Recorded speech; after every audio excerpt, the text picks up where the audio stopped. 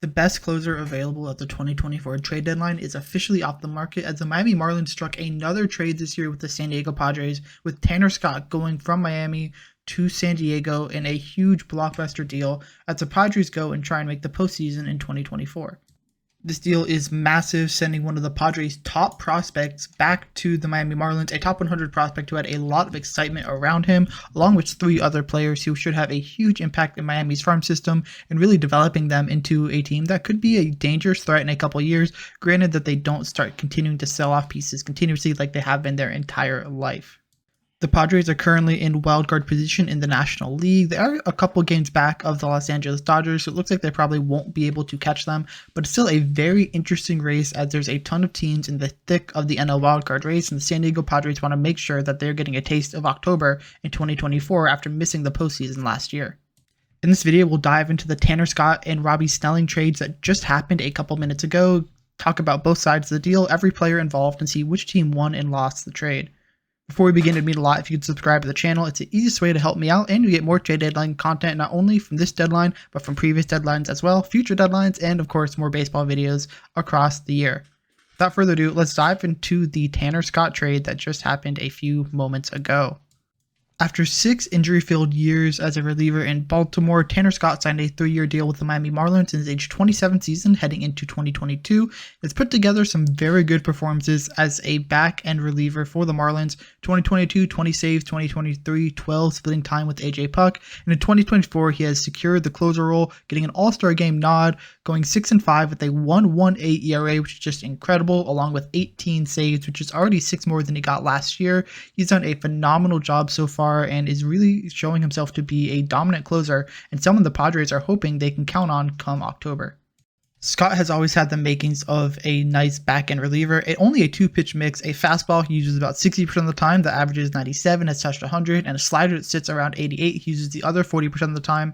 And he has a super high strikeout rate. He's 88th percentile, 29% so far in 2024, but he also walked a ton of batters. He has one of the highest walk rates in the league at nearly 15%, which is just absolutely asinine. That is such a huge disparity, but that's often what you get with high strikeout rate pitchers is a lot of walks. He does a great job minimizing damage when people do make contact though. He's 99th percentile in hard hit percentage, only 28.7%, which is incredibly impressive. Lowest average exit velocity as well at 82.5 miles per hour. He just really does a great job of minimizing damage when the ball is hit, and as a lefty, that is definitely very, very valuable. His Baseball Savant page is full of red, which is exactly what you want to see out of a player, and things are looking like he could be a very, very interesting and good player for the Padres heading into their bullpen. If they do have a lead in the 8th or 9th, you don't want to see Tanner Scott coming out. When you pair Scott with Robert Suarez, Jason Adam now in a setup role, Adrian Morejon was a former top prospect, and another lefty, Yuki Matsui, was just signed out of Japan. You go down the list and they have a lot of intriguing names out of the bullpen that could really have some interesting opportunities come October. A lot of players to mix and match, and having that depth is going to be very valuable should they do make the postseason, which right now they're in position to do. So if they keep this up, this should be a big addition that will ensure that they do make a deep run in October. Despite only being a rental, the Padres had to give up a huge prospect haul, the first of those being left-handed pitcher Robbie Snelling, who was a top 100 prospect, top 50 in fact, 44th overall heading into the year, and although he is not currently ranked on Baseball America's recently updated top 100 list, he is a very highly regarded prospect, currently sitting at number 3 in the Padres system. Snelling was drafted in one of the competitive balance rounds of the 2022 MLB draft, signing for $3 million to lure him away from LSU, where he was actually going to go not only as baseball, but he was a 4-star linebacker as well. Could have played football at LSU if he wanted to. And when he did sign with the Padres, he was absolutely dominant. In 11 starts in his pro debut at low A, he had a 1.57 ERA before making it up to high A and double A, being absolutely dominant. And in his second start at double A, he threw 5 no-hit innings before being pulled from the game. After that performance, it was no doubt that Baseball America had to award him the Minor League Pitcher of the Year, and for being only 20, that is incredibly impressive. He's been dominant in the minor leagues, and although 2024 has not been as kind to him as a lot of people would have really liked to see, so far in AA, a 2-8 record, a 6.01 ERA, striking out only 67 across 73, walking 33. He really has struggled a little bit up in AA, which is to be expected. He's only 20. He's incredibly young for the class. There's a lot of players who are a lot older, a lot more experienced, and a lot of people argue that the jump from high A to AA is the most difficult in the minor leagues. So although there are some struggles, there's no doubt that Snelling has a huge amount of potential, and that's part of the reason why he is the biggest piece heading back to Miami in this deal. Snelling has a fastball that sits around 97, which is definitely very good for a starter, especially at someone his age. And he also has a curveball that has some weird movement to it. Some people try to classify it as something else, but Snelling does say it is a curveball in his mind, so might as well give the person who uses the pitch their credit for the naming. It sits around 80 miles an hour and is definitely his best pitch. And he also developed a changeup in the Padres system, and it's currently about average. Still needs a little bit more development because it is something that, is a newer pitch, but it definitely has the ability to be a solid pitch, maybe even a plus pitch, and Snelling can definitely go ahead and use that to his advantage and be a very, very good pitcher going forward. Listed at 6'3", 210, he definitely looks like a former football player on the mound, and he's been lauded throughout his entire minor league career for being able to make adjustments quickly, to alter his spin rates, take on or take off some velocity as needed on his pitches. He really does seem to be a darling kind of prospect, and although that struggle in AA is slightly concerning, given the fact that the Southpaw is only 20 years old and already at a very advanced level for his age, I think there's a lot of excitement around Robbie Snelling going forward. Just 14 picks after Snelling was taken, the Padres dipped back into the pitching depths, taking Adam Mazur, a righty who came out of Iowa in the second round, 53rd overall, and is now also heading to Miami in this deal. The former Big Ten Pitcher of the Year was signed for a below-slot $1.25 million and quickly established himself as a very solid player in the minor leagues. In 2023, his first year, at high A, he had a 4-1 record, 2.02 ERA, struck out 47 batters in 58 innings pitched. And then AA pitched in 12 games there, 38 innings pitched, and did even better in terms of his strikeout rate, 43 strikeouts in that 38 innings pitched, only walking 7. He has great control of all of his pitches, and that is a huge plus to him in his development.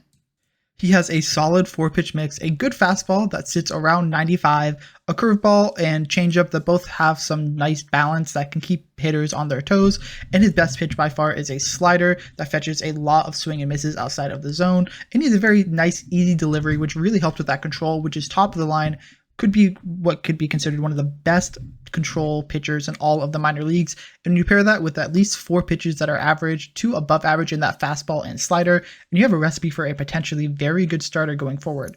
He's not as dominant to be a number 1 starter, but he could very well be a number 2, number 3 starter in a rotation and a solid contributor to a pitching staff that could eat innings like there's no tomorrow. Concerns about the curveball and changeup not really being great pitchers at the major league level have called for some to potentially consider him in the bullpen, and the Padres have used him some in the minor leagues there, mostly because of innings limits and making sure he doesn't overstress his arms, but he should be at the very least a back-end starter. He's already made his major league debut in 2024. He's pitched in 8 games, did not do very well, a 1-3 record with a 7.49 ERA, striking out 22 in 33 and 2/3 innings pitched, and also walked 22. So he really did struggle once making the major leagues, but as a very young player, only 23 years old, there's a lot of time and potential for him to develop into a solid arm for the Miami Marlins. MLB Pipeline had him ranked 4th coming into the year in the Padres system, and Baseball America currently has him as the number 4 prospect in the Padres system as well. The Marlins must have seemed to love what the Padres did in that 2022 draft class, as their 13th round pick, Pauley, is also heading to the Marlins in this deal. He came into the year ranked 5th in the Marlins system according to MLB Pipeline, currently 6th in Baseball America's updated ranking, so definitely another high-end prospect in a Padres system that is somewhat depleted with talent after a lot of trades to go ahead and acquire players to help them at the major league level. Pauley is a nice lefty who was drafted out of Duke University as a junior after having a really strong junior year, after not even playing his freshman year in 2020 due to COVID, and having sparingly playing time his sophomore year at Duke. He was never really lauded a ton for power, but after being drafted in his first full year in 2023, he led the entire Padres system with 23 home runs, including hitting 16 in 45 games at High A Fort Wayne, which is definitely a very impressive feat for someone who has below average power. The Padres are excited about that, and although he doesn't project to be a big power hitter at the major league level, he's definitely more of a hit tool kind of guy. He has a very good eye for the ball. He doesn't strike out a ton. He walks more than average. That's really his draw. He has an advanced approach to the plate, and that's something that the Padres were very excited about. It's important to note that he doesn't really have a true home defensively. He has played a lot of third base, but he has also played at the corner outfield spots and second base, mostly because he doesn't have a great defensive skill. He has decent arm strength, but it's not anything to write home about. He has decent range, but again, it's not something that is super special. But that ability to play multiple positions is definitely a valuable skill. He also has some decent running speed. He's not the fastest, but he's smart enough to know when to steal, when not to. He went to Duke, a great school, so he definitely has some brains up there. And that has led him to get more stolen bases than what you'd expect out of a player of his caliber. He's also been lauded for being a great leader with a lot of work ethic, and that's something that is definitely very admirable and something you want in your clubhouse. He's someone who could definitely provide a lot of value on and off the field, and even though he does profile as a utility man, it's someone who could play every day if he really needed to. It's not like he's going to be off the bench and filling in if you need starts. He's someone who will go ahead, have a everyday position, but when someone needs a day off, he'll probably scooch over and allow someone into, let's say, third base, where he probably does end up projecting at the major league level.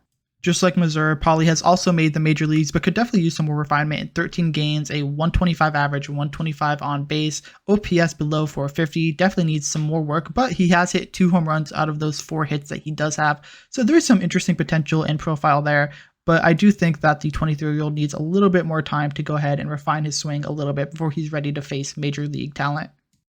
The Marlins wanted another player out of Duke in 2023 6th-rounder Jay Beshears, who is the final prospect heading back to Miami in this deal. He broke out in 2022 with Northwestern, but ended up transferring to Duke the following year and continued to have a dominating performance when the Padres selected him in that 6th round of the 2023 MLB Draft and signed him for $250,000.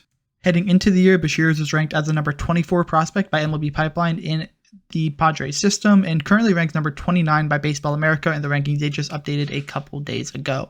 As a pro, he's moved all around the defensive spectrum as he has very good arm strength, but not a ton of range, and that's something that is a little bit worrying. He is more as a second baseman, but there's a potential he could move to third base simply because he has that great arm strength, but that limited range does limit him a little bit. It makes it so his defensive home can be a little bit questionable because of that at the major league level. Recently, he's actually been playing a lot of shortstop at high A, which is very interesting. We don't know how well that'll stick. I personally don't think it will. Some people think he'll move to third. Some people think he'll move back to second where he played at Duke. But right now, the Padres wanted to try him at shortstop, and if that experiment does work out, that's a big payoff. But right now, he's fringy at shortstop and still fringy at second base and at third as well. He has a lot of swing and miss, and although he does have some power in his game, it's more gap power, great double hitter. He doesn't hit a ton of home runs. He's going to be someone who does hit for extra bases, though, which definitely has some value. In 2024, he has struggled a little bit at the plate, especially since making the jump to high A, where he's played in 57 games so far, a 235 308 343 slash line leads to a 651 OPS, nothing super special, and in those 57 games he has struck out 43 times and walked 20, so he's walking enough. That is something that people thought needed to be in his repertoire, a couple more walks, and he's done that so far at the major league level. But the strikeout rate is a little bit high for what you see with someone who doesn't have a true defensive home and not a true big calling offensively. So there's a lot of time left to see exactly where he's going to end up, but he has the potential to be a nice infield utility piece for the Marlins going forward. Now that we've talked about all the players in this deal, let's go ahead and give some grades to each side of the deal. For the Padres, I'm going to give this a C+. I think this is a very interesting trade to do because they've already traded with the Marlins once with Luiz Arraez, which has been interesting enough, but they also have had some interesting prospects in this deal that have struggled a little bit, but I'm also really curious how they're going to do. Snelling was a top 100 prospect who has had a lot of control issues this year. We've already talked about that a little bit. Those 33 walks and 73 1/3 inning pitched isn't great. He has a very high average against right now, 309 in AA, but to trade a 20-year-old with a lot of potential to another team is really struggling, especially because he's in AA. Snelling was a top 50 prospect heading into the year, according to MLB Pipeline. That is a lot of pedigree, and of course, prospects don't always work out, but it's not like he's 25 and struggling in AA. He's 20. Snelling was known to be a very good pitcher coming into the year, and although he has had some struggles, and a lot of people have think that his control has regressed significantly, which has made it pretty difficult for him to stay as a starter, still a lot of ability for him to be a potential number 1, maybe number 2 starter at the big league level. That's a lot to pay for a rental closer in someone like Tanner Scott, and then when we add on the other players, it's just another issue. I also don't think the Padres are going to win anything this year. That's a personal bias of mine, and that's part of the reason why I'm being honest with you. These trade grades that you see all over the internet will have personal biases in them, and personally, I just don't see the Padres making a deep run this year, and I just don't know if this really is what they needed. Yes, go all in, win a World Series. A World Series now is better than the promised one later, yes, but Still, I don't think this is the best move for the Padres, and I really don't think that this is going to be a winning season for them in terms of lifting up the Commissioner's Trophy at the end of the year. For the Marlins, I'm going to give this trade a A. I don't think it's an A+. I think they definitely got almost the best they could extract, but there is question marks about every single player involved in this deal, and that makes it drop a little bit. We don't know if Snelling's command is ever going to come back. Adam Mazur definitely has a good enough fastball and slider to be a starter, but if he doesn't really have the other pitches, he might not be able to really be an effective starter and have to be a low leverage arm. He's also struggled at the major league level, and you can also say the same thing for Graham Pauley. Maybe he continues to struggle offensively at the major league level, and because he's not really great defensively at any position, he can play a lot, but he's not a standout defender. Maybe he's not really an everyday player. It's a good haul for Tanner Scott for sure, but there's question marks on every player, which you could say about almost any prospect, but some serious big ones that if enough things don't work out, I just can't hesitate giving this trade an A+, like I did for the Yusei Kikuchi trade yesterday. However, I am really happy with what they got back. I think Jay Beshears is not someone who's going to be a everyday player. I think this is definitely someone who might not even make the major leagues. If they do, it'll be for a small cup of coffee. But if Robbie Snelling hits, he is going to be an ace for the Marlins. And given that the Marlins have a ton of really interesting players right now in their rotation, if you look at it now, we have Sandy Alcantara potentially coming back next year, Yuri Perez coming back next year, Sixto Sanchez coming back next year, Max Meyer is young and doing a very good job, Edward Carrera is also a decent player. This could be a nice team going forward, and you add in someone like Robbie Snelling in a year or two, the Marlins could add a couple pieces on offense in the coming years and be a force to be reckoned with. And the fact they've made a couple trades already, that is a big plus for them to go ahead and be a nice team heading into 2025, 2026, and potentially make a nice run towards a World Series based on that. Well, thank you for getting to the end of the video. This has been a fun trade deadline. I'm sure there'll be a couple more interesting trades before the day is over. Go ahead and hit that subscribe button and let me know in the comments what you think is the winner of this trade. Did the Padres make out well, or did the Marlins completely fleece them, as this has been a very seller's market this trade deadline? Thank you again for getting to the end of the video, and I hope to see you in the very next video.